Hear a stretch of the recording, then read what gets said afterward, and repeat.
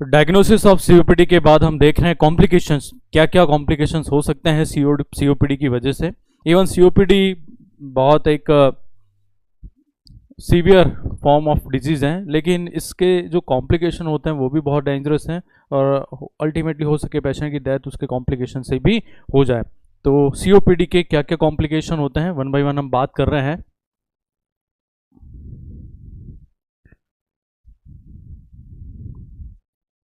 Complication of COPD, number 1 pneumonia. ये भी अपना आप में एक बहुत बड़ी बीमारी है, बहुत डेंजरस डिजीज है। Pneumonia that means simply the inflammation of lung parenchyma. Lung parenchyma का मतलब बेसिकली वो टिश्यूज हैं लंग के जहाँ पर गैसियस एक्सचेंज होता है, उनको अल्टीमेटली हम पैरेन्काइमा भी कहते हैं। तो कई बार हम देख रहे हैं कि अदर देन एयर बहुत सारी चीज़ें हमारे एयरवे में जा रही हैं और वो वहाँ पे लोकलाइज इन्फ्लेमेशन भी कर रही है। तो एज सच जब जनरलाइज पैरेन्काइमल इन्फ्लेमेशन हो जाए हम बोलेंगे इट इज़ ए न्यूमोनिया। तो सीओपीडी की वजह से पेशेंट को न्यूमोनिया हो सकता है, जो अगेन एक बहुत ज़्यादा लाइफ थ्रेटनिंग कंडीशन है।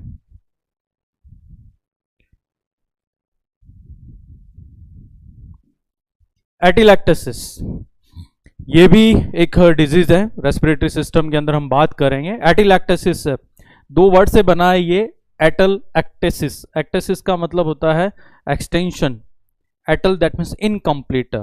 एल्वियोलाई पूरी फूली रहती हैं, जब भी हवा अंदर जाएगी जब भी हवा आएगी बाहर आएगी वो सिकुड़ जाएगी। कई बार क्या होता है कि एल्वियोलाई परमानेंटली कोलैप्स हो जाती हैं, एल्वियोलाई सिकुड़ जाती है और वो दोबारा हवा की वजह से इन्फ्लेशन उसमें नहीं होता है, दोबारा फूलती नहीं है, हम बोलेंगे इट इज एन एटिलैक्टोसिस। तो क्या होता है, कई बार एयरवे ऑब्स्ट्रक्शन होता है, फ्रेश एयर एल्वियोलाई में जाती नहीं है। तो एक तरीके से एल्वियोलाई को एक्सपेंड रखने के लिए फ्रेश एयर की एंट्री भी बहुत ज़रूरी है। एंट्री अगर नहीं होगी तो एल्वियोलाई प्रोग्रेसिवली धीरे धीरे नैरोर होती जाएगी, धीरे धीरे कंप्रेस होती जाएगी और अल्टीमेटली जब एयर करंट वहां पे नहीं होगा तो एल्वियोलाई कंप्लीटली बंद भी हो जाएगी और वही ऑब्स्ट्रक्शन वही कोलैप्स हो जाना एल्वियोलाई का और लंग पोर्शन के अंदर हम बोलेंगे बेसिकली द एटिलैक्टोसिस। तो एटिलैक्टोसिस के बारे में हम बात करेंगे, वहाँ कॉम्प्लिकेशन के बारे में हम बात करेंगे, तो वहाँ कॉजेज के बारे में बात करेंगे। तो वहाँ एक कारण ये भी आएगा कि पेशेंट को एयरवे ऑब्स्ट्रक्शन आइदर सीओपीडी, तब हम बोलेंगे उसको एटिलैक्टोसिस हो सकता है। न्यूमोथोरैक्स,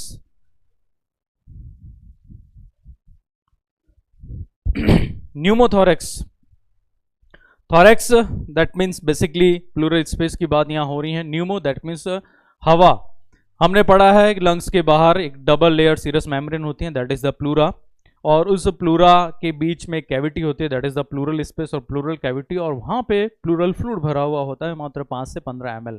हवा बिल्कुल नहीं होती है, लेकिन कई बार उस पर्टिकुलर प्लूरा में एक्सीडेंटल एयर का एक्युमुलेशन हो जाता है, हवा उस प्लूरा में जमने लगती है और हवा जमने की वजह से भी लंग के अंदर के जो स्ट्रक्चर्स हैं वो कोलैप्स होने लगती हैं। तब हम बोलेंगे कि हवा आ गई इनटू द प्लूरा, तो it is N basically disorder called the pneumothorax. Pneumothorax से भी एटिलैक्टोसिस हो सकता है। हालांकि ये सारी अलग अलग इंडिविजुअल डिजीजेज हम डिटेल में डिस्कस करेंगे, अभी सिर्फ इनके मतलब मैं बता रहा हूँ कि सीओपीडी की वजह से पेशेंट में और क्या क्या कॉम्प्लिकेशन हो सकते हैं। क्लियर? तो अभी हमने देखा इन्फ्लेमेशन हो सकता है लंग पैरेन्काइमा का, न्यूमोनिया उसको होगा, हम बोल रहे हैं एटिलैक्टोसिस, एल्वियोलाई कोलैप्स हो सकती है, एयरवे ऑब्स्ट्रक्शन की वजह से फ्रेश एयर जाएगी नहीं एल्वियोलाई में, हम बोल रहे हैं न्यूमोथोरैक्स पेशेंट को हो सकता है। प्लूरा में हवा आ सकती है, हवा कहाँ से आएगी, लंग के अंदर से आएगी। लंग्स का एरिया जब बहुत ज़्यादा एक्सट्रीमली इनलार्ज हो जाता है तब फर्दर आगे वो रप्चर हो जाता है। हमने पढ़ा एम्फाइसीमा की डेफिनेशन में the restriction of wall of alveoli, तो एल्वियोलाई की वॉल रप्चर हो गया, रप्चर होने के बाद हवा आगे की तरफ एल्वियोलाई के जस्ट अराउंड बाहर क्या है, प्लूरा है, तो वो हवा धीरे धीरे उस प्लूरा में जमती रहती है और वही एडिशनल जो एयर है प्लूरा में जमना कहलाता है pneumothorax. Pulmonary artery hypertension, pulmonary artery hypertension, सबको पता है पल्मोनरी आर्टरी कहाँ होती हैं, ये राइट वेंट्रिकल से ब्लड को लेके जाती है दोनों लंग्स में जहाँ पर उसका अफेक्टिव गैसियस एक्सचेंज हो सके। क्या होता है जब सीओपीडी होता है तो narrowing of the air passages होते हैं, एज वेल एज जो ब्लड कैपिलरीज होती हैं वो भी बहुत ज़्यादा टाइटन हो जाती है, बहुत ज़्यादा स्टिफ हो जाती है, बहुत ज़्यादा नैरो हो जाती है। तो उसकी वजह से आगे की तरफ लंग्स की तरफ जो ब्लड सप्लाई जा रही होती है वो अपने आप में एक ऑब्स्ट्रक्शन फील करती है और वही ब्लड पीछे की तरफ एज सच आर्टरी में ही पड़ा रहता है और against the wall of pulmonary artery वो बहुत ज़्यादा प्रेशर एक्सर्ट करता है, तो तब वहाँ पे जो आर्टरी का प्रेशर है वो ज़्यादा हो जाएगा, हम बोलेंगे पल्मोनरी आर्टरी हाइपरटेंशन। वैसे जो पल्मोनरी आर्टरी होती है उसका जो सिस्टोलिक ब्लड प्रेशर होता है वो होता है 25 mm ऑफ Hg, और उसी आर्टरी में जो डायस्टोलिक ब्लड प्रेशर होता है वो होता है 10 mm ऑफ Hg। और वही पल्मोनरी आर्टरी का मीन आर्टेरियल ब्लड प्रेशर अगर पूछें तो ये होता है 15 mm ऑफ Hg। तो ये नॉर्मल क्राइटेरिया है, systolic blood pressure, diastolic blood pressure into the pulmonary artery. Normal artery की बात नहीं कर रहा हूँ, नॉर्मल ब्लड प्रेशर तो हमने पढ़ा है 120/80। ये पल्मोनरी आर्टरी का प्रेशर अगर इससे अधिक हो जाए हम बोलेंगे ये पल्मोनरी आर्टेरियल हाइपरटेंशन है, और ये हो रहा है due to the COPD, that is basically the stiffness narrowing of the arteries. Clear. और जब ये कॉम्प्लिकेशन होता है तो इसी के साथ एक और कॉम्प्लिकेशन जुड़ा हुआ होता है, उसको हम बोलते हैं कोर पल्मोनेल।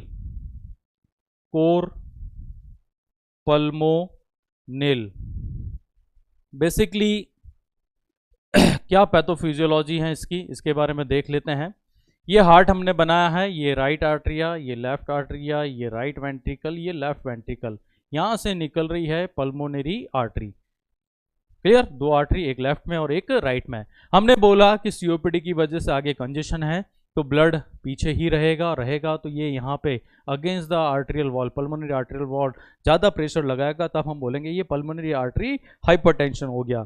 लेकिन क्या होता है, इस हाइपरटेंशन की वजह से ब्लड का प्रेशर यहाँ ज़्यादा है तो ये ब्लड आगे जाएगा नहीं, ब्लड एज राइट वेंट्रिकल में रहेगा, और धीरे धीरे ये राइट वेंट्रिकल जो है पेशेंट का इनलार्ज होने लगेगा, यहाँ पर हाइपरट्रॉफी होने लगेगी। और यही बेसिकली जब ये राइट वेंट्रिकल बड़ा हो जाएगा, ब्लड यहाँ पड़ा रहेगा, तो यही ब्लड वापस पीछे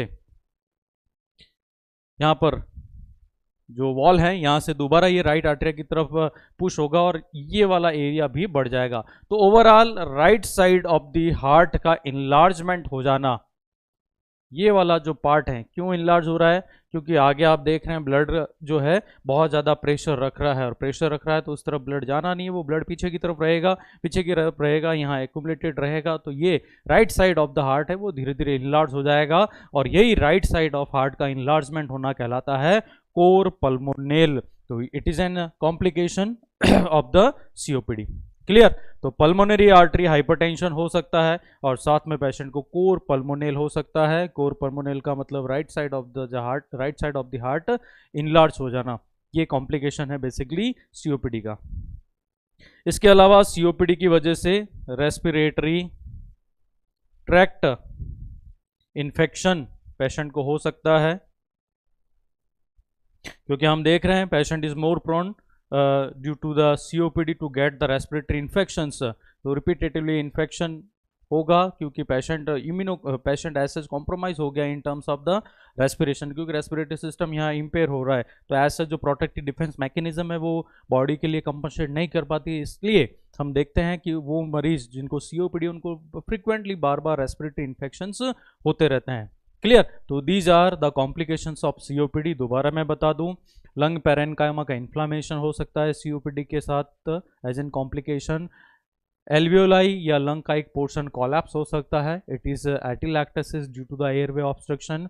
न्यूमोथोरैक्स, प्लूरम में हवा जा सकती है क्योंकि इनलार्ज एरिया होते हैं इन एम्फाइसीमा, उनको बुला कहा जाता है बेसिकली, दैट इज बुला। हमने बोला कि एरिया जो है एयरवे का इनलार्ज हो जाता है due to the loss of elasticity, तो वो एरिया कहलाते हैं बुला। तो कई बार ये बुला रप्चर होते हैं, रप्चर होते ही ये मैंने बोला कि लंग्स के ऊपर यहाँ पर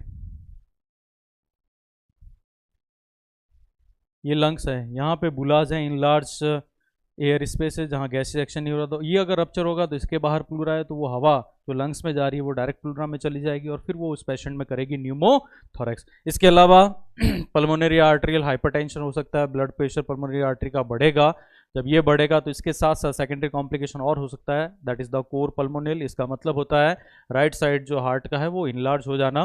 क्लियर। और पेशेंट जिनको COPD हो उनको फ्रिक्वेंटली रेस्पिरेटरी ट्रैक्ट इन्फेक्शन भी होते रहते हैं। क्लियर। तो these are simple the complications of the COPD। अब हम बात कर रहे हैं COPD के सबसे इंपॉर्टेंट एस्पेक्ट के बारे में, that is the management. Patient आया हमारे पास, कंफर्म हो गया कि उसको COPD है, हम उसको अब कैसे मैनेज करें? क्लियर? मैनेजमेंट हमको करना है। उससे पहले हम कुछ ऐसी चीज़ों का पता लगाएं जिससे ये डिजीज एज सच हो ही नहीं और एज सच वो प्रिवेंट हो जाए। Always the prevention is better than cure. तो अब मैं कुछ प्रिवेंटिव मेजर्स बता रहा हूं कि अगर ये हम पहले ही कर लें तो एज सच ये डिजीज पेशेंट में नहीं होगी। मैनेजमेंट तो हमको करना ही अगर हो गया, लेकिन उससे पहले ही अगर ये हम कुछ स्टेप्स ले लें तो एज सच हो सके कि जो COPD है उसका प्रिवलेंस कम हो जाए। प्रिवेंशन ऑफ COPD कैसे करना है? सबसे पहला, हमने पता है कि सबसे जो हाईएस्ट रिस्क फैक्टर है COPD का वो है टोबैको स्मोकिंग। तब हमें स्मोकिंग को अवॉइड करना पड़ेगा क्योंकि लीडिंग कॉज है वो, लीडिंग एक तरीके से रिस्क फैक्टर है COPD का। We should avoid the active smoking, active as well as passive smoking. इसके अलावा हम जिस ऑक्यूपेशन में काम कर रहे हैं ये भी हमने देखना पड़ेगा। अगर वहाँ पे फ्रिक्वेंटली ऑक्यूपेशनल डस्ट जनरेट होती है तो हमको इस तरीके के ऑक्यूपेशन से भी दूर होना पड़ेगा, हमको अवॉइड करना पड़ेगा फ्रिक्वेंटली एक्सपोजर इस तरह के ऑक्यूपेशंस में जहाँ पर फ्रिक्वेंटली डस्ट बनती रहती है। तो we should avoid smoking, we should avoid such occupation that generates frequently dust. हमको पॉल्यूटेड एयर से दूर जाना पड़ेगा क्योंकि हमने देखा कि पॉल्यूटेड एयर भी एक तरीके से रिस्क फैक्टर की तरह काम करती हैं। अगर हमारा इन्वायरमेंटल एयर ऐसा ही पॉल्यूटेड है हम रहेंगे तो फ्रिक्वेंटली वो भी एज सच पेशेंट को और ज़्यादा प्रोन बनाएगा COPD डेवलपमेंट के लिए। वैक्सीनेशन, COPD का तो हालांकि कोई वैक्सीन नहीं है, लेकिन कुछ वैक्सीन ऐसे होते हैं जो फ्रिक्वेंट रेस्पिरेटरी इन्फेक्शंस को रोकते हैं।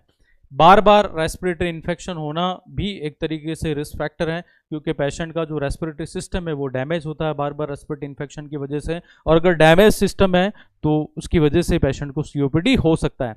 तो पेशेंट में एज सच हमको आजकल न्यूमोकोकल वैक्सीन आ गया है जो स्ट्रेप्टोकोकल न्यूमोनी के अगेंस्ट बॉडी को प्रोटेक्ट करता है। इसके अलावा Haemophilus influenza type 2 hip vaccine आता है,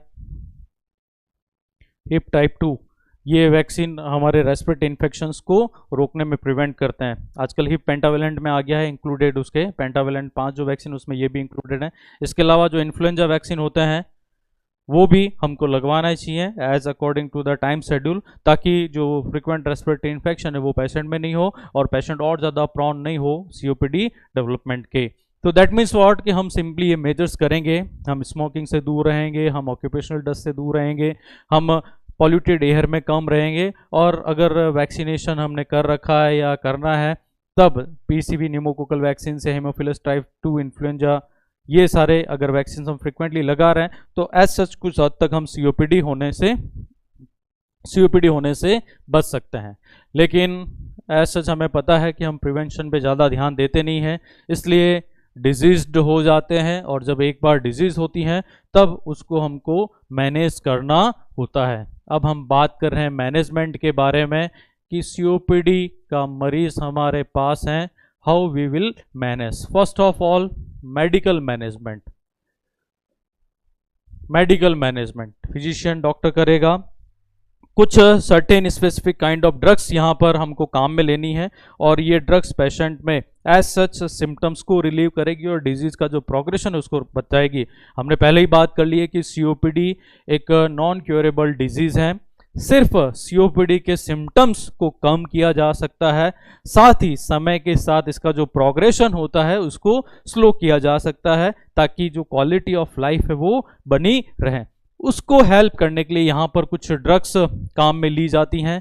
मेन जो ड्रग हम यहाँ काम में लेते हैं that is simply the bronchodilators.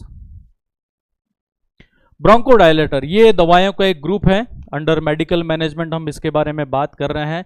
Bronchodilator देखो नाम से पता चल रहा है, broncho that means bronchi, dilator जो ब्रोंकाई को डायलेट करें। हमने पढ़ा है एयरवे ऑब्स्ट्रक्ट हो गया है, अगर हम एयरवे के डायमीटर को बढ़ा दें, अगर एयरवे के बीच की ल्यूमन को बढ़ा दें, ब्रोंकाई को हम डायलेट करें तो एज सच एयर इजीली पहुंचेगी एल्वेओलाई तक, और जो एयरवे ऑब्स्ट्रक्शन की वजह से जो सिम्टम आ रहे हैं that is simply the dyspnoea, as such frequent coughing, वो हो सके पेशेंट में यहाँ पर कम हो जाए।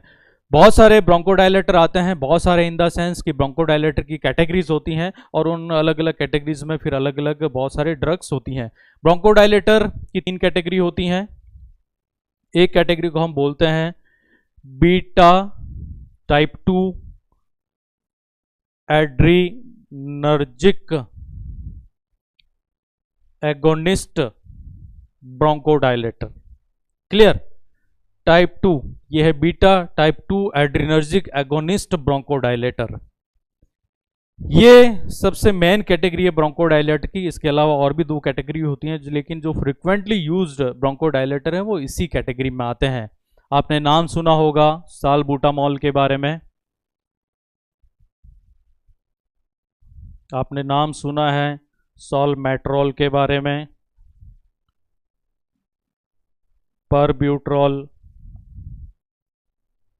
अल्ब्यूट्रॉल। दैट मीन्स ये कुछ मैंने यहाँ पर ब्रोंकोडायलेटर लिखे हैं जो इस पर्टिकुलर ग्रुप को बिलोंग करते हैं। बेसिकली ये क्या करते हैं, क्या काम करते हैं? हमने पढ़ा है ब्रोंकाई। ब्रोंकाई में यहां पर ब्रोंकाई के अंदर सिंपैथेटिक नर्वस सिस्टम के रिसेप्टर्स होते हैं। 2 तरह के रिसेप्टर्स होते हैं यहां पर, एक अल्फा एक बीटा। सिंपैथेटिक नर्वस सिस्टम के रिसेप्टर्स है यहां पर, और ये सेंसेशन को रिसीव करते हैं। यहां अल्फा की तो बात हो ही नहीं रही है, बीटा की बात हो रही है।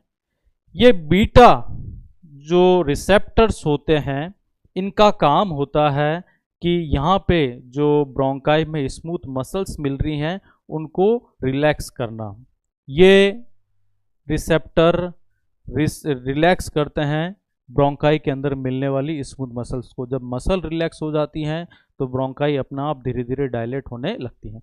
तो बेसिकली ये जो ड्रग ग्रुप है ये क्या करता है, ये इन रिसेप्टर्स को स्टिमुलेट करता है, एक्टिवेट करता है, उसको सपोर्ट करता है, जिसकी वजह से ये रिसेप्टर्स एक तरीके से ज़्यादा एक्टिवली होके यहाँ पर स्मूथ मसल्स को इमीडिएटली रिलैक्स करते हैं, और इसकी वजह से ओवरऑल जो ब्रोंकाई हमारी नैरोवर हो गई थी, ऑब्स्ट्रक्ट हो गई थी, वो डायलेट होने लगती हैं। क्लियर? तो ये यहाँ के जो रिसेप्टर्स मिलते हैं बीटा रिसेप्टर्स को, उसको सपोर्ट करने वाली ड्रग ग्रुप है, जिसकी वजह से ये ब्रोंकाई धीरे धीरे डायलेट होने लगती हैं।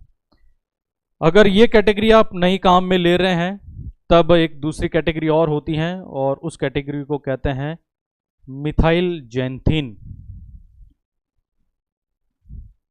मिथाइल जैंथिन ब्रोंकोडायलेटर्स, इसमें आपने नाम सुने होंगे अमीनोफाइलिन,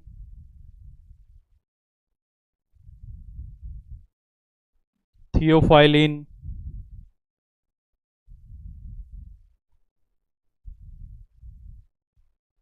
clear?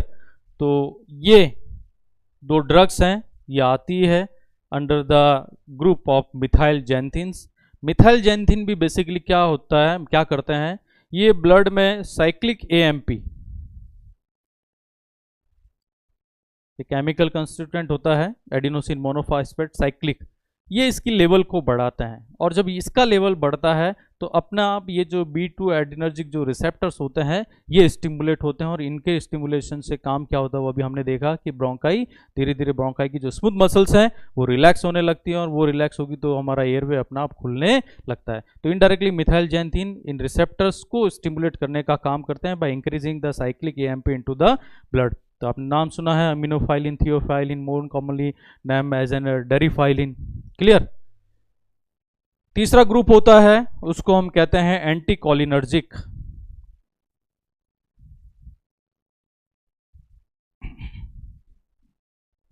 Anticholinergic bronchodilator. Cholinergic receptors होते हैं, एसिटाइल कोलिन रिसेप्टर्स होते हैं जो पैरासिम्पैथेटिक नर्वस सिस्टम के अकॉर्डिंग काम करते हैं, और जब पीएनएस एक्टिवेट होता है तो वो हमारी ब्रोंकियल जो स्मूथ मसल्स उनको कॉन्ट्रैक्ट करवाता है। तो वो कोलिनर्जिक जो रिसेप्टर्स हैं उनके स्टिमुलेशन से कॉन्ट्रैक्ट, हमारी मसल्स कॉन्ट्रैक्ट होती हैं। तो ये जो ड्रग ग्रुप है वो उन कोलिनर्जिक रिसेप्टर्स के अगेंस्ट काम करती हैं। तो अगेंस्ट काम करेगी तो वो रिसेप्टर्स एक्टिवेट नहीं रहेंगे और उसकी वजह से वहाँ पे जो ब्रोंकियल स्मूथ मसल्स का जो स्पाज्म होना है वो यहाँ पे नहीं होगा। तो ये तीसरा ग्रुप है ब्रोंकोडायलेटर का, हम इनको कहते हैं एंटी कोलिनर्जिक ब्रोंकोडायलेटर। यहाँ पर आपने नाम सुने होंगे IPRA, tropium bromide, tiotropium bromide, tio that is IPRA, that is tiotropium bromide। क्लियर? तो ये है ब्रोंकोडायलेटर्स, ब्रोंकाई के स्मूथ मसल्स को रिलैक्स करने वाला ड्रग ग्रुप, जैसे ब्रोंकाई डायलेट होगी और person will get easily breathe. तीन कैटेगरी में आता है, तीनों का मैकेनिज्म अलग अलग होता है। पहला जो common category that is B2 adrenergic agonist bronchodilator. ये भी दो तरह के होते हैं, short acting, long acting. Short acting मतलब दवाई ले ली 20 मिनट में उसका रेस्पॉन्स आने लग जाता है और ये 4 से 6 घंटे तक अफेक्ट रखता है। लॉन्ग एक्टिंग ड्रग ड्रग जब हम लेंगे तो उसका 12 घंटे तक अफेक्ट रहेगा। क्लियर? तो ये दो कैटेगरी में आते हैं, हम पढ़ेंगे आगे अस्थमा के अंदर इसकी दो category, short acting, long acting. ये है मिथाइल जैंथिन, अमीनोफाइलिन, थियोफाइलिन, और ये है anticholinergic bronchodilator like ipratropium bromide, tiotropium bromide. तो यहाँ पर ये जो ब्रोंकोडायलेटर हैं ये अलग अलग फॉर्म्स के अंदर अवेलेबल होता है। कुछ ब्रोंकोडायलेटर्स इनहेलेशन के रूप में होते हैं, पाउडर फॉर्म में होते हैं, कुछ ब्रोंकोडायलेटर टैबलेट्स के रूप में होते हैं, और कुछ ब्रोंकोडायलेटर आप एज एन इंजेक्शन के रूप में भी काम में ले सकते हैं। तो that means according to the prescription, आपको जो भी ड्रग ब्रोंकोडायलेटर मिले उसके प्रिस्क्रिप्शन के अकॉर्डिंगली उस ड्रग को हमको पेशेंट को देना है। क्लियर? तो that is the initial basic drug use in a COPD, bronchodilator. Clear? Bronchodilator की तीन कैटेगरी हैं, that is B2 adrenergic agonist, methyl xanthine anticholinergic. Common जो ब्रोंकोडायलेटर है उनके एग्जाम्पल मैंने यहाँ पे लिखे हैं, ये चार, सालबुटामॉल, सॉलमेट्रॉल, परब्यूट्रल, अल्ब्यूट्रल, ये सब B2 एड्रिनर्जिक के अंदर आते हैं। अमीनोफाइलिन, थियोफाइलिन ये मिथाइल जैंथिन के अंदर है, और यहाँ पर आइपाट्रोपियम ब्रोमाइड, टियोट्रोपियम ब्रोमाइड ये आते हैं एंटीकोलिनर्जिक ब्रोंकोडायलेटर्स ग्रुप के अंदर। क्लियर? तो सबसे पहली ड्रग जो हमको देनी है इन case of COPD that is the bronchodilator. सबसे ज़्यादा इन्हीं का रोल है, पेशेंट में ये फ्रिक्वेंटली लॉन्ग टर्म चलती रहेगी, सिम्टम्स को कंट्रोल करने के लिए, उनको मैनेज करने के लिए। दूसरी ड्रग जो हम COPD में देते हैं पेशेंट को that is the corticosteroids. Corticosteroids ये आपने सुने होंगे। Corticosteroids basically anti inflammatory action रखते हैं। हमने देखा है कि COPD में इन्फ्लामेशन होता है एयरवे में, तो लोकलाइज इन्फ्लामेशन को कम करने के लिए हम पेशेंट को कॉर्टिकोस्टेरॉइड्स देते हैं। हालांकि इन ड्रग्स का यूज यहाँ मिनिमम होता है, शॉर्ट टर्म मेंटेनेंस के रूप में होता है। दैट मीन्स लॉन्ग टर्म हम कॉर्टिकोस्टेरॉइड नहीं देते हैं पेशेंट को। इनिशियली पेशेंट जब आता है तो उसको एडेंस स्टेबल करने के लिए इनिशियली जो इन्फ्लामेटरी रिएक्शंस होती हैं, एक्टिविटी होती है, उनको कम करने के लिए हम पेशेंट को कॉर्टिकोस्टेरॉइड्स देते हैं। क्लियर? अब कॉर्टिकोस्टेरॉइड्स भी अलग अलग होते हैं। यहाँ पर यूजुअली इन COPD हम ओरल कॉर्टिकोस्टेरॉइड्स देते हैं और इनहेलेशन फॉर्म वाले कॉर्टिकोस्टेरॉइड्स देते हैं। इनिशियली इनहेलेशन के साथ और लेटर ऑन फिर हम टैबलेट के रूप में भी कॉर्टिकोस्टेरॉइड देते हैं। तो कॉर्टिकोस्टेरॉइड किस रूट से दिए जाते हैं उसके अकॉर्डिंगली वो अलग अलग तरीके के होते हैं। जैसे कि कॉमनली यहाँ पर COPD में हम इनहेलेशन के रूप में कॉर्टिकोस्टेरॉइड देते हैं। एग्जाम्पल आपने नाम सुना होगा बैक्लोमेथाजोन,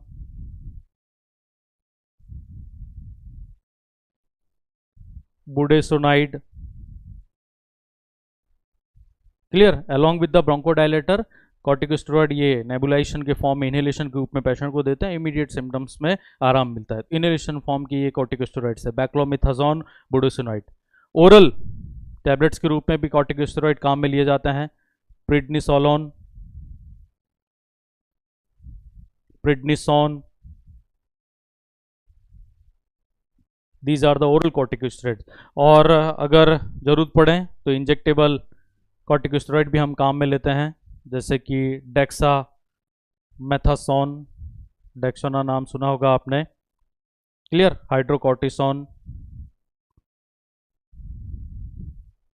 तो these are the corticosteroid use as an injectable form. Clear. तो कॉमनली यहाँ पर हम इनहेलेशन ओरली देते हैं, लेकिन समटाइम अगर कंडीशन स्टेबल नहीं है, सीरियस कंडीशन है, तो हम इंजेक्टेबल रूप में भी कॉर्टिकोस्टेरॉइड पेशेंट को इनिशियली देते हैं। क्लियर। तो ये है कॉर्टिकोस्टेरॉइड, ये लोकलाइज इन्फ्लेमेशन को कम करने के लिए दिए जाते हैं, और अकॉर्डिंग टू द रूट इसको हमने अलग अलग कैटेगरी के अंदर डिवाइड कर रखा है। बैक्लोमेथाजोन, बुडेसोनाइट्स, ये कॉमन ब्रोंकोडायलेटर जो इनहेलेशन के रूप में अलोंग विद द ब्रोंकोडायलेटर हम पेशेंट को यहां पर देते हैं। ब्रोंकोडायलेटर, कॉर्टिकोस्टेरॉइड्स, इसके बाद जो तीसरी ड्रग हम पेशेंट को देंगे उन ड्रग को कहा जाता है म्यूकोकाइनेटिक ड्रग। म्यूकोकाइनेटिक ड्रग्स, इस म्यूकोकाइनेटिक ड्रग में बेसिकली दो तरह की ड्रग आती हैं। एक ड्रग को हम बोलते हैं एक्सपेक्टोरेंट और दूसरी ड्रग को हम बोलते हैं म्यूकोलाइटिक ड्रग। यूजुअली अलग अलग नहीं आती है, दोनों कॉम्बिनेशन में आती हैं, और कलेक्टिव कॉम्बिनेशन वाली ड्रग को हम बोलते हैं म्यूकोकाइनेटिक। इस म्यूकोकाइनेटिक ड्रग के दो कंपोनेंट है। देखो एक्सपेक्टोरेंट, उस म्यूकोकाइनेटिक ड्रग में जो एक्सपेक्टोरेंट ड्रग मिली हुई है, इसका काम होता है एयरवे में हाइड्रेशन को बढ़ाना, पानी को बढ़ाना हमारे एयरवे में। और पानी जब बढ़ेगा तो उस एयरवे में जो भी एक्सेस म्यूकस है वो उस पानी की वजह से गीला हो जाएगा, पतला हो जाएगा, थिन हो जाएगा, और थिन सिक्रेशंस फिर इजीली कफिंग करके एक्सपेक्टोरेंट करके हम एयरवे से बाहर निकाल सकते हैं। तो एक तरीके से एयरवे को क्लियर ऑफ करने के लिए ड्रग्स होती हैं, that is simply the म्यूकोकाइनेटिक drug, और उसका एक कंपोनेंट होता है एक्सपेक्टोरेंट, और इसका काम होता है हाइड्रेशन को बढ़ाना। बहुत सारी कफ सिरप में आपने इनके म्यूकोकाइनेटिक ड्रग में आपने इनके नाम सुने होंगे, जैसे कि ब्रोमहेक्सिन,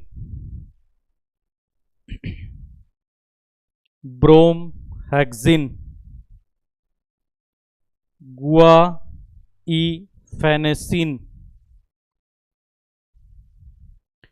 अमोनियम क्लोराइड। क्लियर। ये कुछ ड्रग्स हैं जो म्यूकोकाइनेटिक ड्रग्स के ग्रुप में आती हैं। बेसिकली ये एक्सपेक्टोरेंट्स होती हैं, और ये हाइड्रेशन उस म्यूकस के अंदर बढ़ा देती हैं, जिससे म्यूकस को एयरवे से बाहर निकालना आसान हो जाता है। इन ड्रग के साथ कॉम्बिनेशन में ये म्यूकोलाइटिक ड्रग्स भी आती हैं, और ये क्या करती हैं, म्यूकोलाइटिक जो म्यूकस है उसका लाइसिस करती हैं। लाइसिस मतलब उसका ब्रेक डाउन करती हैं, और म्यूकस अगर ब्रेक होगा उसको इजीली उसको बाहर निकालना बहुत आसान हो जाएगा। इजीली आप एक्सपेक्टोरेंट साथ में दे रहे हैं, पेशेंट कफिंग करेगा तो म्यूकोलाइसिस ब्रेक डाउन करेगा, डिसॉल्व करेगा, और अगर थोड़ा बहुत बचा भी है तो इजीली वो इफेक्टिवली बाहर भी आ जाएगा। तो कुछ ड्रग्स आती हैं जो म्यूकोलाइटिक ड्रग होती हैं, जैसे कि एम्ब्रोक्सल, जैसे कि एसिटाइल सिस्टीन, डॉर्नेस अल्फा। क्लियर। तो ये कुछ ड्रग्स हैं जो एक तरीके से म्यूकोलाइटिक ड्रग का काम करती हैं। तो हम क्या करते हैं, दोनों का कॉम्बिनेशन देते हैं, दोनों साथ में देते हैं, और जब साथ में देंगे तो ये ड्रग्स कहलाती हैं म्यूकोकाइनेटिक। तो इस ड्रग का मेन काम है कि पेशेंट का एयरवे जो क्लियर ऑफ नहीं हो रहा है due to the excess accumulation of the sputum, वो ये ड्रग्स करेगी वो काम। दैट मीन्स क्लियर ऑफ करने का काम ये ड्रग्स करती हैं। ये तो पानी की मात्रा बढ़ा देगी, जिससे सिक्रेशंस थिन हो जाएंगे, उनको बाहर निकालना आसान है। और ये वाली ड्रग जो है बेसिकली म्यूकस का ब्रेक डाउन करेगी, जिससे फर्दर उसको बाहर निकालना आसान, और ऐसे उसको वहां पे डाइल्यूट करना भी आसान है। क्लियर। तो that is third kind of drug use in A COPD called म्यूकोकाइनेटिक drugs. इसके अलावा पेशेंट में हम एंटीबायोटिक्स देते हैं। एंटीबायोटिक, हालांकि यहां पर कोई बैक्टीरियल ओरिजिन का कोई इटियोलॉजी तो नहीं है, लेकिन यहां पर एंटीबायोटिक देने की वजह है प्रोफाइलैक्सिस। हम साथ में सेकेंडरी इन्फेक्शन नहीं हो उसको भी प्रिवेंट करेंगे, इसलिए प्रोफाइलैक्सिस रूप में यहां पर पेशेंट को एंटीबायोटिक भी दी जाएगी। लाइक इरिथ्रोमाइसिन, एजिथ्रोमाइसिन कॉमनली हम देते हैं, एमोक्सिसिलिन देते हैं, एमोक्सिसिलिन क्लेवेलिनेट के साथ देते हैं। तो बहुत सारे ड्रग कॉम्बिनेशन आते हैं एंटीबायोटिक्स के रूप में, जो कि हम पेशेंट को सीओपीडी के केस में देते हैं ताकि सेकेंडरी इन्फेक्शन को रोका जा सके। और ये एक तरीके से प्रोफाइलैक्टिक काम करेगी। प्रोफाइलैक्टिक का मतलब होता है कि कोई भी एक्शन हम पहले ले रहे हैं ताकि डिजीज वहां पे एसेज नहीं हो। तो इन्फेक्शन हमने देखा दोनों रिलेशन है। सीओपीडी वाले पेशेंट में फ्रीक्वेंट रेस्पिरेटरी ट्रैक्ट इन्फेक्शन हो सकता है, या फ्रीक्वेंट रेस्पिरेटरी ट्रैक्ट इन्फेक्शन जिन लोगों को होता है तो उनमें सीओपीडी होने की प्रोबेबिलिटी रहती है। तो एक तरीके से उस फिनोमिना को रोकने के लिए हम प्रोफाइलैक्सिस एंटीबायोटिक पेशेंट को यहां पर देते हैं। इसके अलावा हम पेशेंट में अल्फा-1 एंटीट्रिप्सिन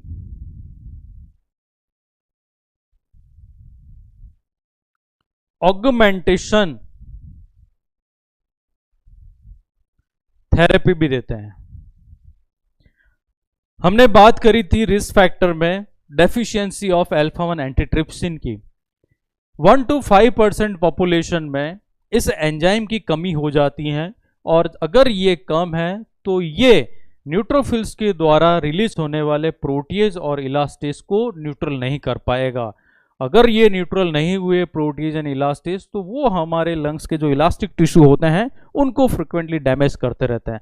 तो एक तरीके से ये एंजाइम उस डैमेज को रोकता है। अगर हमारे ब्लड में इसकी कमी है तो बाहर से ब्लड देके पेशेंट के ब्लड में इस एंजाइम की मात्रा को बढ़ाया जाता है। तब हम बोलेंगे बेसिकली अल्फा-1 एंटीट्रिप्सिन ऑगमेंटेशन थेरेपी।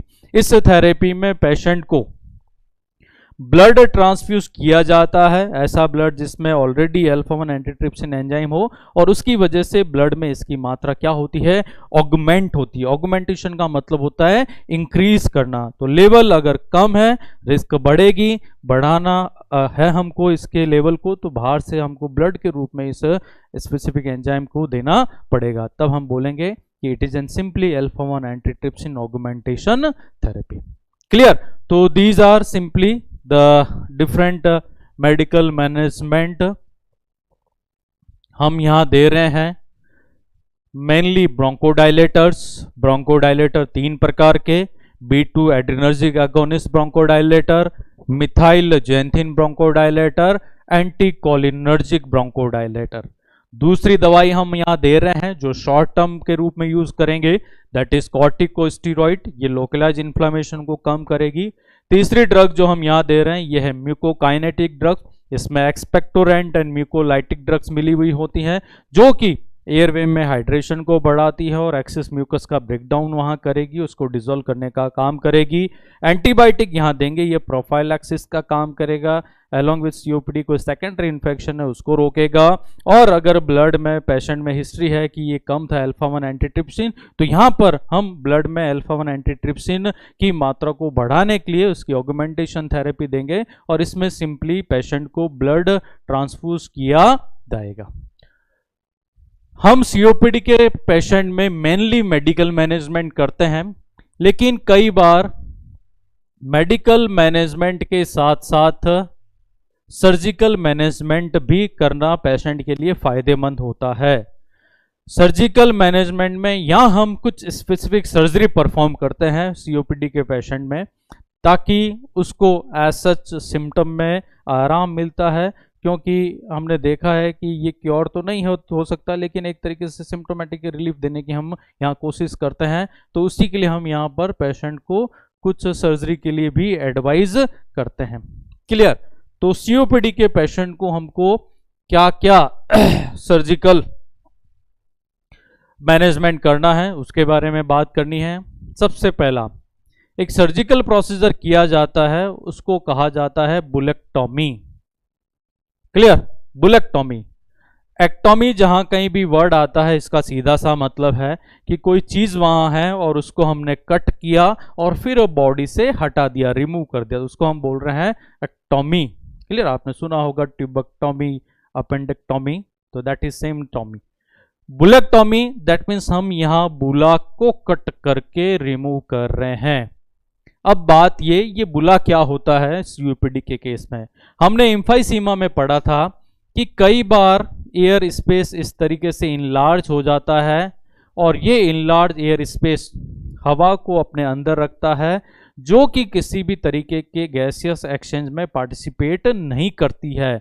तो ये जो डिफॉर्म्ड डिफेक्टिव एरिया हो गया लंग्स में, फूला हुआ इन्फ्लेटेड एरिया जहां पर एक्चुअली गैसियस एक्सचेंज नहीं होगा, अब ये एरिया लंग्स में हमारे किसी काम का नहीं है क्योंकि यहाँ गैसियस एक्सचेंज नहीं हो रहा। तो ये बुला क्या कर रहा है कि पास में सराउंडिंग जो हेल्दी टिश्यू है उनको भी कंप्रेस कर रहा है, वहां पर कंजेशन कर रहा है। तो ये वाले जो सराउंडिंग टिश्यू है ये भी अपना काम इफेक्टिवली नहीं कर पाते। तो हम क्या करते हैं कि सर्जरी के द्वारा ये जो बुला होता है उसको कट करके हटा देते हैं, जिससे दो फायदे हो गए। एक तो ये पार्ट जो कि डिजीज्ड है, जो हमारे किसी काम का नहीं था, जो गैसेस एक्सचेंज नहीं करवा रहा, उसको हमने हटा दिया। और दूसरा ये हेल्दी टिश्यू है, इनको जो कंप्रेशन मिल रहा था इसकी वजह से इनके फंक्शन में भी कमी आ रही थी, वो भी दोबारा नॉर्मल हो जाएगा। तो हम बोल रहे हैं ये simple procedure that is the bullectomy. क्या हुआ? That means simply the surgical removal of the air space that is enlarged and do not contribute into the gaseous exchange, those area called bulla, हम surgery करके उनको remove करेंगे, हम बोलेंगे it is simply the bullectomy. Clear? तो ये एक surgical intervention किया जाता है सीओपीडी के केस में, बुलेक्टॉमी। दूसरा सर्जरी किया जाता है उसको हम कहते हैं lung volume reduction surgery.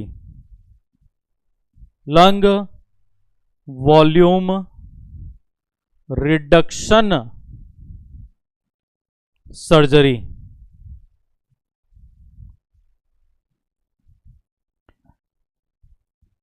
Lungs के वॉल्यूम को रिड्यूस करने वाला सर्जरी है ये। इसका मतलब ये हुआ कि हम यहां लंग्स के कुछ ऐसे पोर्शन को कट करके हटा देंगे जो एक्चुअली गैसियस एक्सचेंज नहीं करवा रहा। बुला कंपैरेटिवली स्मॉलर एरिया के रूप में बात हो रही है तब हम काम में लेंगे वर्ड, लेकिन जब ऐसे ही बुला मल्टीपल हो जाए, बहुत ज्यादा एरिया इस तरीके से डायलेटेड हो जाए जो गैसियस एक्सचेंज नहीं करवा रहा है, तो हम इस कंप्लीट एरिया को ही जहां पर मल्टीपल बुलास हैं कट करके हटा देंगे। तब हम बोल रहे हैं कि एक्चुअली हम क्या कर रहे हैं, वह डिजीज्ड लंग पेरेन्काइमा, वह बीमार लंग पेरेन्काइमा जहां एक्चुअली गैसेस एक्सचेंज नहीं हो रहा है और जो कि सराउंडिंग हेल्दी टिश्यू को भी नुकसान पहुंचा रहे हैं, उनके काम में इंटरफेयर कर रहे हैं, हम सर्जरी करके ऐसे वॉल्यूम को, ऐसा वॉल्यूम जो हमारे किसी काम का नहीं है, रिड्यूस कर देंगे। रिड्यूस मतलब कम कर देंगे। तो ये एक तरह की पैलिएटिव सर्जरी होती है। पैलिएटिव सर्जरी, सर्जरी कई प्रकार की होती हैं, नाम सुना होगा आपने, curative surgery, corrective surgery, palliative surgery, cosmetic surgery. तो ये है एक पैलिएटिव सर्जरी। पैलिएटिव का क्या मतलब होता है कि ऐसी सर्जरी जो हम सिम्टम्स को कम करने के लिए पेशेंट के साथ कर रहे हैं, सिम्टम्स में आराम देने के लिए, सिम्टम्स को रिलीव करने के लिए जो सर्जरी की जाती है उसको कहा जाता है पैलिएटिव सर्जरी। तो लंग वॉल्यूम रिडक्शन सर्जरी का मतलब क्या है, ये एक पैलिएटिव सर्जरी है जिसमें हम डिजीज्ड लंग पेरेन्काइमा को कंप्लीटली कट करके वहां से रिमूव कर देते हैं। तो that is simply the lung volume reduction surgery. कई बार ये एरिया लंग्स के पूरे सेगमेंट में फैला होता है, कई बार सेगमेंट के भी बाहर पूरा लोब इन्वॉल्व हो जाता है, तब ये छोटी सर्जरी करने से काम नहीं चलेगा। उस केस में आपको लंग ट्रांसप्लांट करना पड़ेगा। ट्रांसप्लांटेशन ऑफ द लंग्स, यहां पर हमको हेल्दी डोनर से लंग्स लेना पड़ेगा, लंग लेना पड़ेगा। पर्टिकुलरली सेगमेंट को हम इम्प्लांट करते हैं, यहाँ लोब को इम्प्लांट करते हैं, या हो सके तो कई बार एक सिंगल कंप्लीट लंग को भी इम्प्लांट कर देते हैं। दोनों लंग इम्प्लांट एक साथ हम यूजुअली नहीं करते हैं। तो यहाँ पर जब ये एरिया बहुत ज़्यादा बढ़ जाए वॉल्यूम के रूप में, तब अच्छा है कि बजाय उसको कट करके रिमूव, क्योंकि आप एरिया कट कर रहे हो तो हेल्दी टिश्यू भी कम हो रहे हैं, जो एक्चुअल टिश्यू है वो कम हो रहा है, जहाँ पे गैसेस एक्सचेंज होना नहीं, तो ओवरऑल जो मेटाबॉलिक डिमांड है, नीड है ऑक्सीजन की, वो पेशेंट को नहीं मिलेगी। तो बजाय कि कंप्लीट इस तरीके से वॉल्यूम को रिड्यूस करने के, हम क्या कर लें, लंग हेल्दी डोनर लंग लेना है और वो वहाँ से डिजीज लंग को रिमूव करके वहाँ पे इम्प्लांट हमको कर देना है। वैसे ही जैसे कि दूसरे ऑर्गन्स ट्रांसप्लांट होते हैं, सेम प्रोसीजर, बस यहाँ पर हमको लंग्स को ट्रांसप्लांट करना होता है। क्लियर? तो ये है surgical interventions that is done in case of COPD. Bullectomy, surgical removal of bulla. Bulla are those in large area that are structurally deformed, distended and they do not contribute into the gaseous exchange. हम surgery करके उनको cut कर देंगे. When the bullas are in high in number and those area is greater in volume which actually do not contribute into the gaseous exchange, हम surgery करके उसको remove कर देंगे. That is called lung volume reduction surgery. Sometime even the volume is very great, then individual reduction surgery नहीं करके हम particular lung के segment को या लंग के लोब को ट्रांसप्लांट कर देंगे. तब हम बोलेंगे it is an lung transplantation. Clear? That is ultimate choice in terms of the surgery. तो ये 3 काम हम कर सकते हैं as an surgical management in case of patient having COPD. Clear? तो हमने देखा मेडिकली में हम मैनेज करें. ज़्यादातर केसेस में मेडिकल मैनेजमेंट से अच्छा रेस्पॉन्स आता है, प्रोग्नोसिस अच्छा है इन द सेंस कि डिजीज प्रोग्रेशन रुक जाता है. लेकिन कई बार हमको साथ में सर्जरी भी परफॉर्म करनी होती है. लेकिन इन दोनों काम के साथ साथ medical management, nursing management, surgical management के साथ सबसे इंपॉर्टेंट काम नर्सिंग मैनेजमेंट हमको करना है.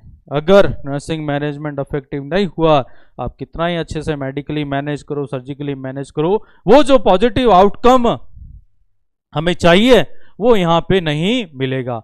इसके लिए हमको यहाँ पर एब्सोल्यूट नर्सिंग मैनेजमेंट करना पड़ेगा. अब यहाँ पर हमारे एग्जाम पॉइंट ऑफ व्यू से बहुत इंपॉर्टेंट कुछ पॉइंट्स बनते हैं रिगार्डिंग द नर्सिंग मैनेजमेंट. कई बार एग्जाम्स में वो उन पॉइंट्स से संदर्भ में क्वेश्चन पूछा जाता है. तो मैं डिस्कस कर रहा हूँ 1 by 1 point in terms of nursing management. क्या इंपॉर्टेंट है उसमें एग्जाम पॉइंट ऑफ व्यू से, उसके साथ उसकी भी हम बात करेंगे. क्लियर? सिस्टमेटिक वे में फर्स्ट ऑफ ऑल बात करते हैं पोजीशन की.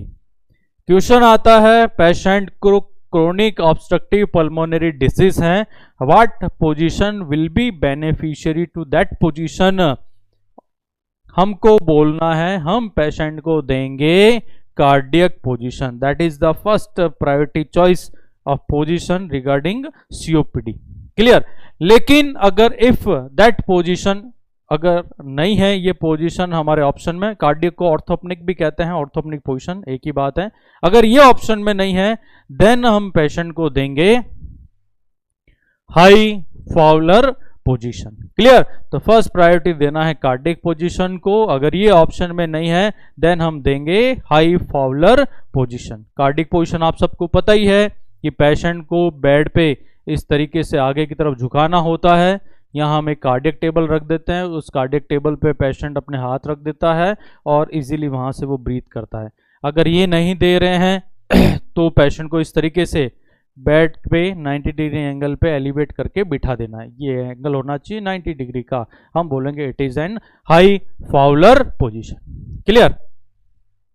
पहला काम हमको पोजीशन देनी. दूसरा काम तुरंत पेशेंट को according to the prescription oxygen deliver कर देनी है. ऑक्सीजन डिलीवरी हमको करनी है.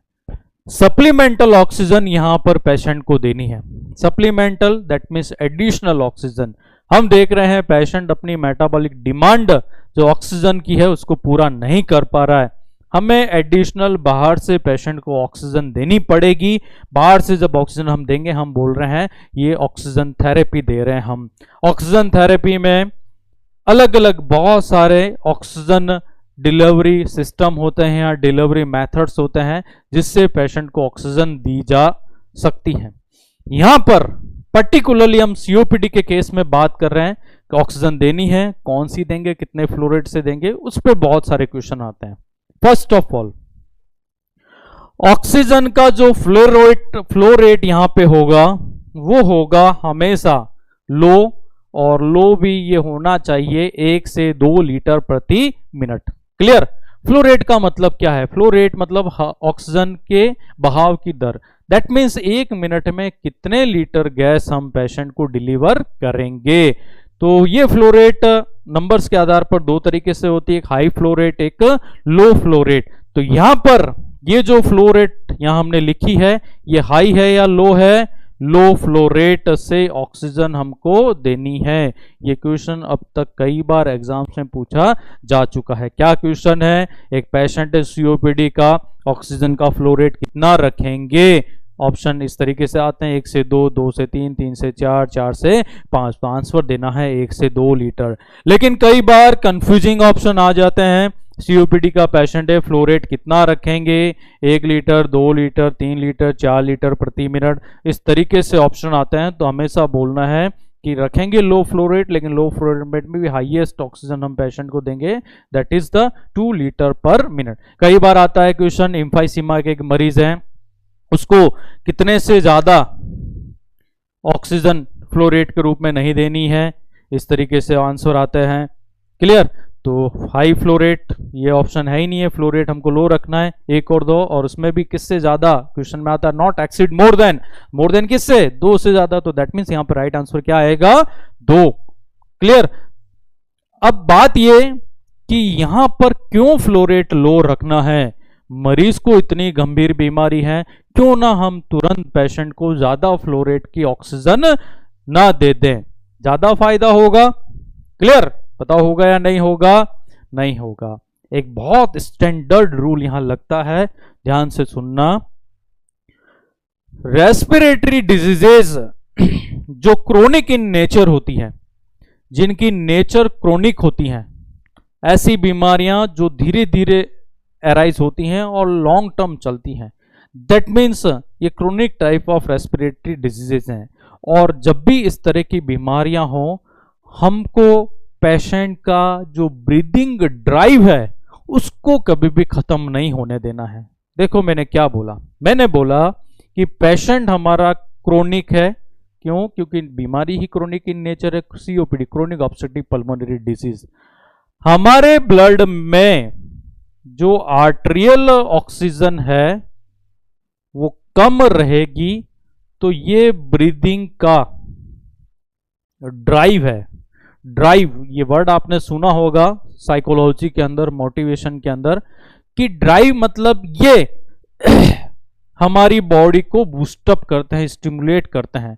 अब ये ब्रीदिंग ड्राइव है, तो ये ड्राइव किसके लिए हेल्प करेगी? ब्रीदिंग में। क्या मतलब निकला? मैंने बोला ये ब्लड है, दैट इज ब्लड। अब यहां ये ब्लड उस मरीज का है जिसको सीओपीडी है, दैट मीन्स पेशेंट को क्रोनिक हाइपोक्सेमिया है, पेशेंट को क्रोनिक हाइपर कैप्निया है। क्लियर? हमने पढ़ा है साइन सिम्टम्स के अंदर हाइपोक्सिया, हाइपर कैप्निया। चूंकि मरीज सीओपीडी, क्रोनिक इलनेस, तो ये क्रोनिक दोनों होंगे उसके ब्लड में। अगर मरीज को लंबे समय तक ऑक्सीजन की कमी है, अच्छी बात है, इस कमी को तुरंत नहीं बढ़ा देना है। ऐसा नहीं है जैसे ये ऑक्सीजन की कमी है मैंने तुरंत हाई फ्लो रेट दे दी। क्या हो गया हाई फ्लो रेट देने से? आप देख रहे हैं ब्रीदिंग ड्राइव खत्म हो गया। ब्रीदिंग करने का जो बेसिक इच्छा थी, ड्राइव थी, वो हमने ऑक्सीजन बढ़ा के यहां पे खत्म कर दी। मरीज जिनको क्रोनिक प्रॉब्लम होती है, उनके ब्लड में हमेशा जो ऑक्सीजन के लेवल है वो कम होनी चाहिए। जब मैं ऑक्सीजन दे रहा हूं, अगर ऑलरेडी हाई फ्लो रेट से आपने ऑक्सीजन यहां बढ़ा दी, तो ब्रीदिंग का जो ड्राइव है, क्या ड्राइव है? आर्टेरियल ऑक्सीजन कम होना, ये ड्राइव है, ये रहेगा तो ब्रीदिंग मरीज खुद करता रहेगा। ये स्टिमुलेट करेगा पेशेंट इटसेल्फ को कि वो अपने ब्रीदिंग एफर्ट्स लगा के ब्रीदिंग करता रहे। पूरा डिलीवरी, ऑक्सीजन डिलीवरी पे ये डिपेंडेंट नहीं होगा। तो इसके लिए जरूरी है कि ब्लड में हमेशा ऑक्सीजन कम रहे as compare to the normal. अगर ज्यादा आप दे देंगे, ज्यादा आर्टेरियल ऑक्सीजन हो गया, तो ब्रीदिंग ड्राइव खत्म हो गया। Person will not itself breathe. हमको पेशेंट को खुद भी ब्रीथ भी तो करवाना है, कब तक हमारे सपोर्टिव सिस्टम पे वो रहेगा। तो इसके लिए ये बेसिक कंसेप्ट हमको याद रखना है। क्लियर? हाँ, पेशेंट हमारे पास आता है रिगार्डिंग रेस्पिरेटरी डिसऑर्डर, लेकिन वो एक्यूट कंडीशन में है। क्लियर? तब लो फ्लो रेट से काम नहीं चलेगा, तब हमको देना है हाई फ्लो रेट। क्लियर? तो एक्यूट डिजीजेस बहुत सारी होती है रेस्पिरेटरी सिस्टम में, हम पढ़ेंगे तब बात करेंगे। यहां सिर्फ अभी क्रोनिक की बात हो रही थी, इसलिए हमेशा आर्टेरियल ऑक्सीजन कम रखनी। इसीलिए सीओपीडी के मरीज को हम फ्लो रेट कौन सा रखते हैं? लो, और उसमें भी फिक्स डेफिनेट नंबर है 1 से 2 लीटर प्रति मिनट। क्वेश्चन को थोड़ा घुमा देता हूं मैं। क्वेश्चन सिंपली पूछें कि कौन सी गैस रेस्पिरेटरी स्टिमुलेंट की तरह काम करती है, कौन सी गैस ब्लड में रहेगी तो रेस्पिरेशन चलता रहेगा। सीधा सा क्वेश्चन, कोई डिजीज संदर्भ में बात नहीं हो रही है, किसी बीमारी की बात नहीं हो रही है, सीधा सा क्वेश्चन पूछ लिया कि दो गैसें हैं ब्लड में, कौन सा रेस्पिरेटरी स्टिमुलेंट है, तब हमने बोलना है CO2। क्लियर? नॉर्मल फिजियोलॉजी की बात करें तो ब्लड में जब तक CO2 रहेगी हम रेस्पिरेशन करते रहेंगे, CO2 खत्म तो पेशेंट का रेस्पिरेशन भी बंद। लेकिन यहां नॉर्मल बात नहीं हो रही है, यहां पैथोलॉजिकल कंडीशन में बात हो रही है, अंडर द डिजीज कंडीशन, और डिजीज कंडीशन भी कौन सी? Chronic in nature. तो यहां पर जो बेसिकली स्टिमुलेंट हो गया है रेस्पिरेशन का, वो ऑक्सीजन का कम होना है ब्लड में, और ये हमारी हमने लिख दिया है ब्रीदिंग ड्राइव। क्लियर? तो अगर आपसे पूछे एक्यूट कंडीशन में बताओ ब्रीदिंग ड्राइव क्या है, तो बोलना है कि SSCO2 का लेवल हाई। अगर पूछे क्रोनिक कंडीशन में बताओ तो बोलना है कि ऑक्सीजन का लेवल ब्लड में कम। क्लियर? तीसरा क्वेश्चन, फ्लो रेट तो लो रखना है, लेकिन कौन से डिलीवरी मेथड से ये फ्लो रेट हमको अचीव होगी? हम अलग अलग ऑक्सीजन, अलग अलग डिलीवरी मेथड से ऑक्सीजन देते हैं। लो फ्लो रेट के कुछ मेथड होते हैं, जैसे कि नेजल कैनुला, उसी को नेजल प्रोंग कहते हैं, जैसे कि नेजल कैथेटर, जैसे कि वेंचुरी मास्क। इन सब मेथड्स के बारे में आप पढ़ोगे तो इनके फ्लो रेट के बारे में आप जानोगे। तो आप वेंचुरी का पढ़ोगे 2 से 15 लीटर मिलता है, आप नेजल कैनुला का पढ़ोगे 106 लीटर मिलता है, नेजल कैथेटर का पढ़ोगे 1 से 6 लीटर मिलता है। तो 1 से 6 रेंज या 2 से 15। तो यहां पर ये तीनों ही मेथड काम में लिए जा सकते हैं, लेकिन तीनों में ही सबसे बेस्ट मेथड आपसे पूछें तब हमेशा आंसर देना है वेंचुरी मास्क। देखो ध्यान से सुनना, दोबारा बोल रहा हूं, मैं सीओपीडी के मरीज को नेजल कैनुला से भी ऑक्सीजन दे सकता हूं, नेजल कैथेटर से भी दे सकता हूं, वेंचुरी से भी दे सकता हूं, लेकिन जब बात आती है बेस्ट की, क्लियर, तब हमें लो फ्लो रेट से ऑक्सीजन देनी है। कौन से मास्क के थ्रू?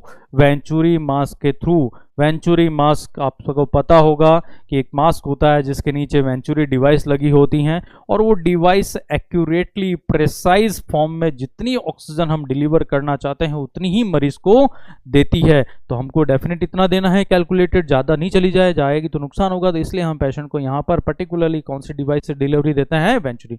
हमारे पास नहीं है देन आप कैथेटर कैनुला भी यहाँ पर काम में ले सकते हैं। Clear?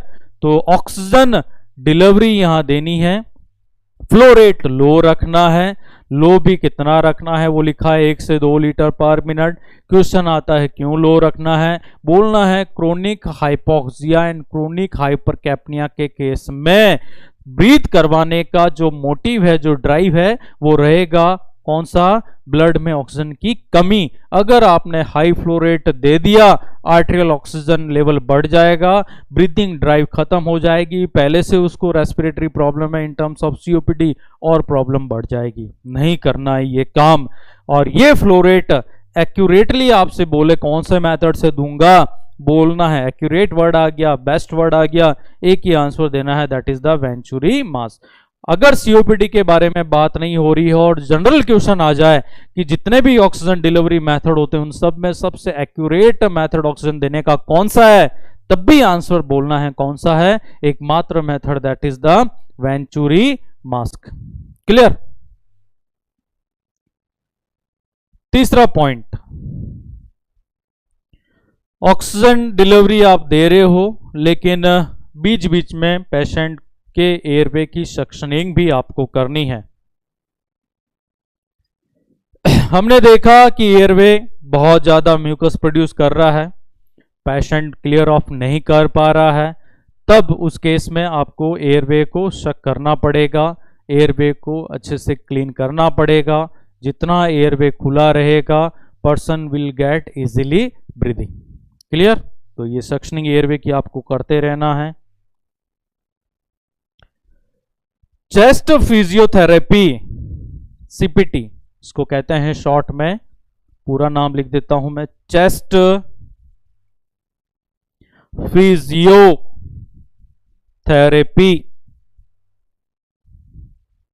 CPT chest physiotherapy patient को देनी है। देखो क्या मतलब है, एक तरह का ये फिजियोथेरेपी है। फिजियोथेरेपी आपने सुना होगा, अलग ब्रांच है मेडिसिन का, बेसिकली जहां पर हम फिजिकल एक्टिविटी एक्सरसाइज करा के पेशेंट को बेनिफिट देने का काम करता है। अब ये फिजियोथेरेपी रिगार्डिंग द चेस्ट, यहां पर ये फिजियोथेरेपी क्यों दी जाती है? पेशेंट के एयरवे को क्लियर करने के लिए। एयरवे में बहुत ज़्यादा स्पुटम आके जम गया है, रास्ता उसने बंद कर दिया, स्पुटम बहुत थिक हो गया, निकल नहीं रहा है वहां से, तो वहां से स्पुटम को निकालने के लिए, एयरवे को क्लियर करने के लिए हम चेस्ट के ऊपर फिजियोथेरेपी देते हैं। और इस चेस्ट फिजियोथेरेपी में हम 3 काम करते हैं। पहला काम वाइब्रेशन, दूसरा काम परकशन, तीसरा काम पोस्चुरल ड्रेनेज। ये तीनों अलग अलग काम हैं, लेकिन किए जाएंगे एक साथ ही, तब हम कलेक्टिवली बोलेंगे हम पेशेंट को क्या दे रहे हैं, चेस्ट फिजियोथेरेपी। देखो इसमें क्या करना है, पेशेंट को लिटाना है, उससे पहले आपको देख लेना है कि कौन से लंग सेगमेंट में बहुत ज़्यादा फ्लूइड जमा हुआ है, बहुत ज़्यादा म्यूकस है, कहाँ से आपको ड्रेन करना है। बेसिकली एयरवे को क्लीन करने का तरीका है चेस्ट फिजियोथेरेपी। तो हमने पहले देखना है कि कहाँ पर सेगमेंट में बहुत ज़्यादा फ्लूइड है। क्लियर? आपको पेशेंट को पहले सीधा लिटाना है,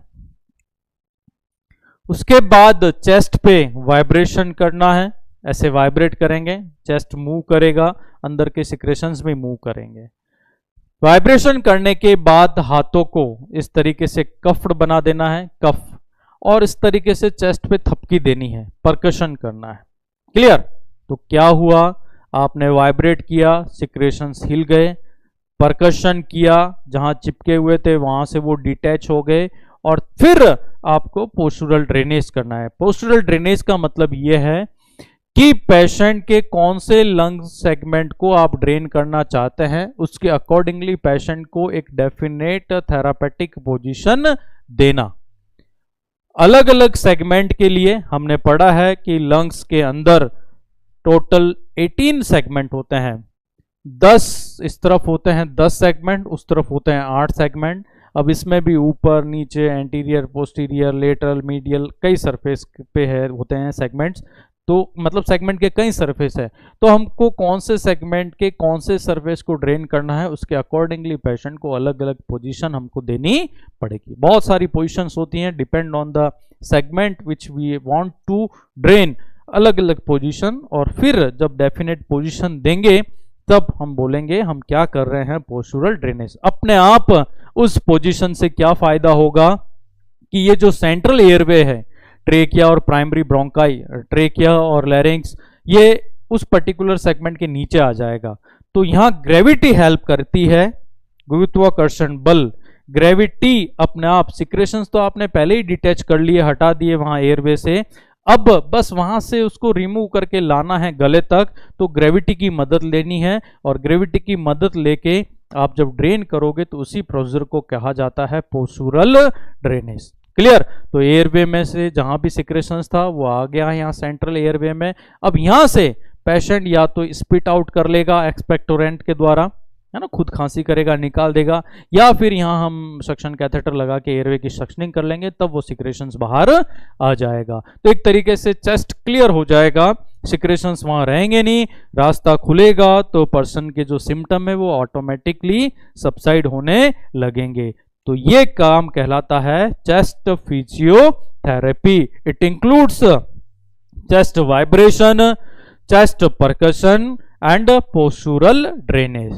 Postural drainage, that means giving a definite position to the patient so that gravity assist to drain that particular lung segment. कौन सी पोजीशन देनी है ये डिपेंड करेगा कौन से सेगमेंट को ड्रेन हमको करना है.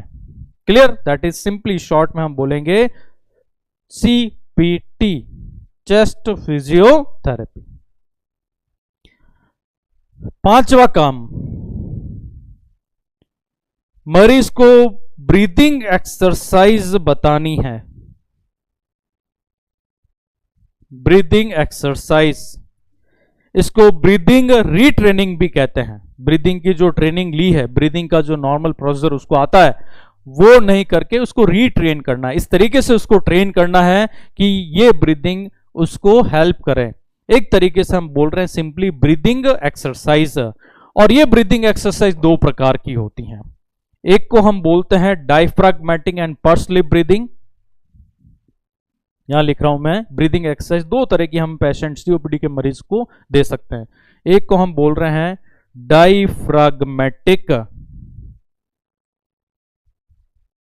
एंड पर्स्ड लिप ब्रीदिंग, और दूसरा होता है हफ कफिंग. ये दो एक्सरसाइज हैं. मेनली पहली वाली एक्सरसाइज करने के लिए बोलना है, लेकिन कई बार ये एक्सरसाइज नहीं कर पाता मरीज, तो दूसरी एक्सरसाइज हम पेशेंट को बेनिफिट देने के लिए करवा सकते हैं, that is the huff coughing. Clear? देखो ये कैसे करनी होती है. डायफ्राग्मेटिक पर्स लिप ब्रीदिंग, इसमें दो काम हमको करना है. पहला डायफ्राग्मेटिक ब्रीदिंग, इसमें क्या करना है, पेशेंट को बोलना है डीप इंस्पिरेशन करे, गहरी सांस अंदर ले, और जब गहरी सांस वो अंदर लेगा उसके बाद सांस नाक से लेनी है, मुंह बंद कर देना है. जब गहरी सांस वो ले ले तब पेशेंट को बोलना है कि नाक तो बंद कर दें और ये जो लिप्स हैं इन दोनों को आपस में बंद कर दें. बहुत हल्की सी कम जगह बचे दोनों लिप्स के बीच में, और फिर अंदर का प्रेशर बढ़ाते हुए वो हवा जो अंदर ली थी हमने नाक से, वो हवा अब यहां पर्स लिप, दैट मींस चिपके हुए लिप्स से हमको बाहर निकालनी है. क्लियर? तो डीप इंस्पिरेशन हमने किया, इतना डीप इंस्पिरेशन होगा कि डायफ्राम नीचे जाएगा और पेट उस मरीज का बाहर आएगा. तो पेट बाहर आना ये बता रहा है डायफ्राग्मेटिक ब्रीदिंग. तो इस तरीके से ये होगा, लिप्स को बंद कर देना और फिर बोलना है. आपको आवाज आ रही होगी. तो इस तरीके से पर्स लिप ब्रीदिंग हम मरीज को करवाएंगे. तो क्या बेनिफिट होता है ये इंपॉर्टेंट बात है. एक्सरसाइज तो आपने देख ली कैसे करवाना है. डीप इंस्पिरेशन कर लिया, पर्स लिप उसको ब्रीथ आउट कर लिया. अब इसका फायदा क्या होता है देखो, जब हम हवा को अंदर लेते हैं और लिप्स को बंद कर लेते हैं और फिर फोर्सफुली उन संकरे लिप्स से हवा को बाहर निकालते हैं, तो इसका बहुत बेनिफिट मरीज को होता है. क्या मरीज को बेनिफिट होता है? पहला, इस तरीके की ब्रीदिंग एक्सरसाइज से एयरवे के अंदर प्रेशर बढ़ता है. एयरवे है ये, रास्ता बंद कर रखा तो मैं अंदर जोर लगा के हवा निकालूंगा. इसका क्या फायदा होगा कि एरिया जो बंद था, एयरवे जो ऑब्स्ट्रक्ट था, अब वो एरिया क्या होने लगेगा, खुलने लगेगा. है ना? क्लियर? दैट मीन्स मैं अगर अंदर का प्रेशर बढ़ा रहा हूं तो it will help in opening the obstructed air passage. हमको ओपन ही तो करना है, एयरवे को खोलना है, तभी तो पेशेंट को अच्छे से ब्रीथ ले पाएगा, डिस्निया रिलीव होगा. तो ये एक्सरसाइज एयरवे के प्रेशर को बढ़ाती है, इससे एयरवे खुल जाता है, और साथ में इस तरीके से हम ज्यादा CO2 को बाहर निकाल पाते हैं. दैट मीन्स व्हाट, अगर मैं नॉर्मल ब्रीदिंग करूं तो CO2 जो जाएगा उससे कई ज्यादा CO2 आप निकाल पाते हैं by simply the diaphragmatic and purse lip breathing. CO2 तो बाहर निकालना है, हमने देखा हाइपर कैप्निया यहां हो रहा है, ब्लड में CO2 बहुत ज्यादा, हम हाइपर वेंटिलेशन से निकाल रहे हैं उसको, तब इजीली वो ज्यादा मात्रा में निकल जाएगी जब हम इस मेथड से ब्रीथ आउट करेंगे. मुंह खोल के निकाला, निकल गई जितनी CO2 निकला, लेकिन पर्स स्लिप करके निकाला तो एडिशनल वॉल्यूम जो है CO2 का वो भी निकल जाएगा हमारी बॉडी से बाहर। और यही तो हमको करना है, हाइपरकैप्निया को भी ठीक करना है, यहाँ CO2 का एलिमिनेशन को ये बढ़ाता है। इस तरह की ब्रीदिंग करने से पेशेंट कम थकता है। फटिक, थकावट उसको कम आती है। पेशेंट वैसे ही बहुत थका हुआ है, बार बार कफिंग कर रहा है, स्पुटम प्रोड्यूस हो रहा है, तो कफिंग एक्सरसाइज, एक ब्रीदिंग एक्सरसाइज हमारी ऐसी हो कि पेशेंट कम थके। ऑलरेडी वेट लॉस हो रहा है, एनर्जी कंजप्शन, कैलोरी मिल नहीं रही उसको, तो इस तरीके की एक्सरसाइज है उसको थकान भी कम होगी। और साथ में ब्रीदिंग की जो असेसरी मसल है वो भी यहां पे कम यूज होगी, है ना। असेसरी मसल जो है उनका इस्तेमाल भी मरीज कम करेगा। हमने पढ़ा है सिम्टम में patient use accessory muscle to breathe in. यहां पर अगर इस तरीके से आप ब्रीदिंग करवाएंगे मरीज को तो उसकी असेसरी मसल भी कम काम में आएगी। बताओ एडवांटेज है कि नहीं, फायदा है कि नहीं मरीज को? बहुत फायदा है। आप इस एक्सरसाइज से इतने फायदे मरीज में करवा सकते हो। एयरवे का प्रेशर बढ़ेगा, जिससे एयरवे खुल जाएगा, ज्यादा CO2 as compare normal breathing यहां बाहर आएगी, पेशेंट कम थकेगा और पेशेंट जो असेसरी मसल को यूज करता है ब्रीदिंग के लिए वो भी यहां पे कम करेगा। क्लियर? लेकिन कई बार ये डायफ्राग्मेटिक एंड पर्स स्लीप ब्रीदिंग मरीज नहीं कर पाता है, तो इसके लिए एक दूसरी एक्सरसाइज एडवाइस की जाती है, उसको बोला जाता है हफ कफिंग। क्लियर? हफ कफिंग। इसमें क्या होता है कि मरीज को बोला जाता है पहले 3 या 4 डीप इंस्पिरेशन के लिए। क्लियर? पहले मरीज को बोला जाता है 3 या 4 बार गहरी सांस लो। मैंने ले ली 3 या 4 बार गहरी सांस। क्लियर? और उसके बाद पेशेंट को बिठाया जाता है और आगे लीन फॉरवर्ड किया जाता है, और जब पेशेंट आगे झुकेगा तब खांसते हुए 3 या 4 बार उसको बोलना है, खांसते हुए जो ब्रीथ अंदर ली थी पहले डीप इंस्पिरेशन, अब उसको ब्रीथ आउट करना है।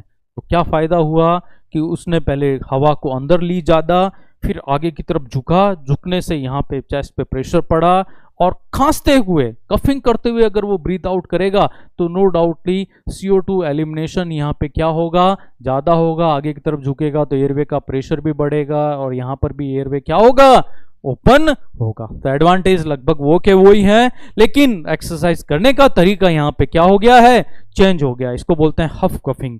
3 या 4 गहरी सांस लेनी है, बिठाना है, आगे झुकाना है मरीज को, और फिर बोलना है 3 या 4 बार खांसते हुए ब्रीथ आउट करें। 3 या 4 बार एक्सपेक्टोरेशन करते हुए ब्रीथ आउट करें। That is simply the breathing exercise. Clear? छठा पॉइंट, न्यूट्रिशन के बारे में बात करते हैं, पेशेंट के खाने के बारे में।